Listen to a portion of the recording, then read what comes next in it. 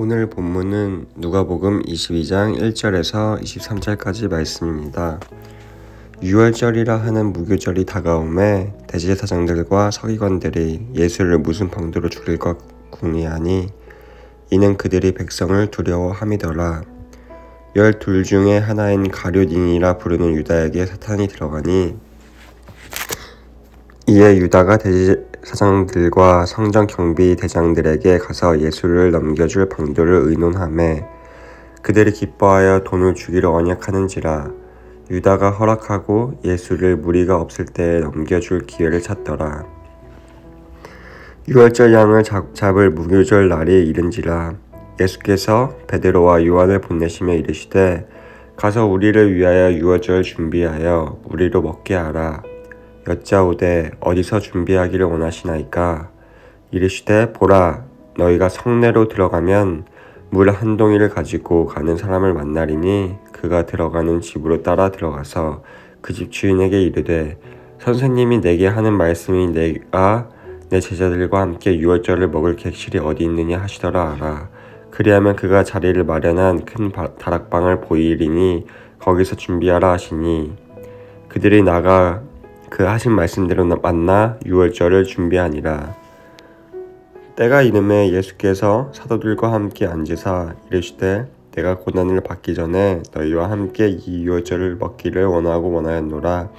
내가 너에게 이르노니 이 유월절이 하나님의 나라에서 이루기까지 다시 먹지 아니하리라 하시고 이에 잔을 받으사 감사기도 하시고 이르시되 이것을 갖다가 너희끼리 나누라. 내가 너희에게 이르노니 내가 이제부터 하나님의 나라가 임할 때까지 포도나무에서 난 것을 다시 마시지 아니하리라 하시고 또 떡을 가져 감사기도 하시고 떼어 그들에게 주시며 이르시되 이것은 너희를 위해 주는 내 몸이라. 너희가 이를 행하여 나를 기념하라 하시고 저녁 먹은 후에 잔도 그와 같이 하여 이르시되 이 잔은 내 피로 세우는 새 언약이니 곧 너희를 위하여 붓는 것이라.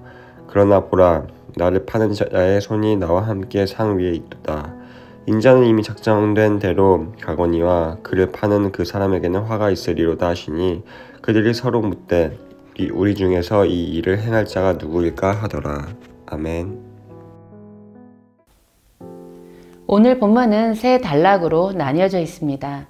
1절부터 6절까지는 유다가 예수님을 배반하는 장면과 7절부터 13절은 유월절을 준비하시는 예수님, 그리고 14절부터 23절까지는 주님의 만찬에 대한 이야기가 나옵니다. 먼저 첫 번째로 22장 1절에서 유월절이라 하는 무교절이 다가오매 라고 시작을 합니다. 유월절은 유대인에게는 매우 중요한 절기 중 하나입니다. 오래전 애굽에 종살이를 하던 조상들의 출애굽을 기념하는 구원의 날이기 때문입니다. 무교절은 유월절의 계속이라고도 할 수 있겠지요. 유월절 다음 날부터 일주일간 누룩을 넣지 않은 빵을 먹는데 이 기간에 유교병을 먹는 자는 출애굽기 12장 15절에서 이스라엘에서 끊어지리라고 하나님은 말씀하셨습니다. 성경에서 누룩은 죄를 상징합니다. 레위기 2장 11절에서는 너희가 여호와께 드리는 모든 소제물에는 누룩을 넣지 말지니라고 말씀합니다. 누룩은 죄와 부패의 변질을 상징합니다. 누룩을 넣으면 빵이 부풀어 오르는 것처럼 작은 죄도 그대로 두면 부풀어 오르게 되기에 하나님은 누룩을 넣지 않은 빵을 먹게 하시면서 백성들이 거룩해지길 바라셨습니다. 이스라엘 백성에게는 유월절과 무교절은 하나님 앞에 감사하며 죄를 씻는 거룩해야 하는 날임에도 두 번째 단락에서 대제사장들과 서기관들은 자신들의 기득권에 눈이 어두워 메시아이신 예수님을 알아보지도 못한 채 죽일 궁리만 합니다. 또한 12 제자 중에 한 사람인 가룟 유다는 돈 때문에 예수님을 배신하게 됩니다. 성경에는 유다에게 사단이 들어갔다고 기록되어 있습니다. 요한복음 13장 2절은 마귀가 벌써 유다의 마음에 예수를 팔려는 생각을 넣었더니 라고 더 구체적으로 묘사를 했습니다. 누가와 요한은 유다의 배반이 유다 자신의 행위가 아니라 사단의 지심을 말함으로써 예수님의 대적은 궁극적으로 사단임을 강조했던 것 같습니다.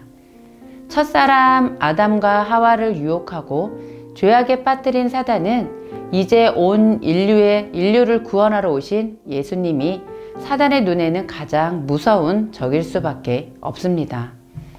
유다에게 들어간 사단은 계략이 있지만 예수님은 6월절에 어린 양으로 십자가를 향한 길을 준비하시며 결국 승리하십니다. 베드로와 요한을 보내어 6월절을 준비하게 하시고 이제 세 번째 단락으로 마지막 성만찬을 준비하십니다. 제자들에게 떡을 떼어주시며 말씀하시기를 이것은 너희를 위하여 주는 내 몸이라. 너희가 이를 행하여 나를 기념하라.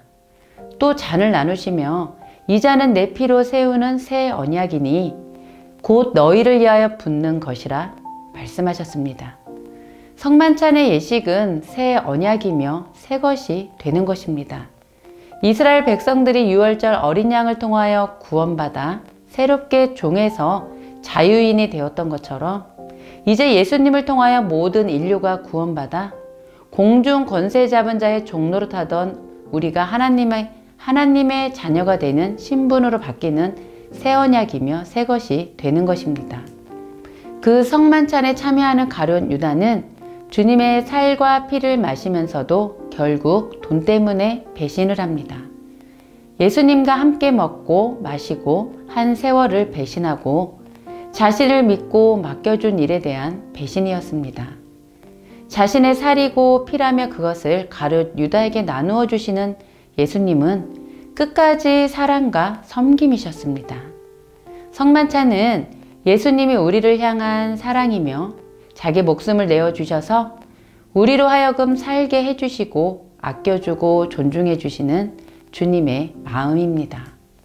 그렇기 때문에 성찬에 참여하는 그리스도인들은 예수님의 섬김과 희생과 사랑을 본받아서 우리도 그것을 살아내야 합니다. 이것이 성만찬을 행하시는 주님의 마음이십니다. 매월 첫 주 성찬에 참여하는 우리는 우리가 죄인임을 인식하며 죄에 대하여는 죽은 자가 되어 우리 안에 거하시는 예수님의 생명으로 살아가야 합니다. 그렇게 예수 그리스도의 생명이 살아있는 우리는 교회라는 공동체 안에서 주님처럼 서로 인내하며 기다려주며 희생하고 배려함으로 서로 사랑해주고 서로 연합하여 주님의 몸된 교회를 잘 세워 나아가야겠습니다. 6월절이 주는 의미는 주님에 대한 깊은 은혜에 감사하라는 것입니다. 무교절이 우리에게 요구하는 것은 생명 대신 예수 그리스도를 먹고 살면서 우리 삶 가운데 있는 누룩을 없애라는 것입니다. 유대력으로 1월이 태양력으로는 4월입니다. 6월절과 부활절 그리고 무교절을 앞둔 우리의 삶 안에 예수 그리스도를 생각하며 감사하며 우리 안에 있는 누룩들을 제거하며 하나님이 원하시는 삶에 순종하는 하루 되시기를 기도합니다. 함께 기도하시겠습니다. 주님께서 베풀어 주신 은혜에 감사하며 예수 그리스도의 생명으로 살아가게 하여 주옵소서. 성찬에 참여하는 성도로 예수님의 섬김과 희생과 사랑을 본받는 삶을 살아내게 하여 주옵소서.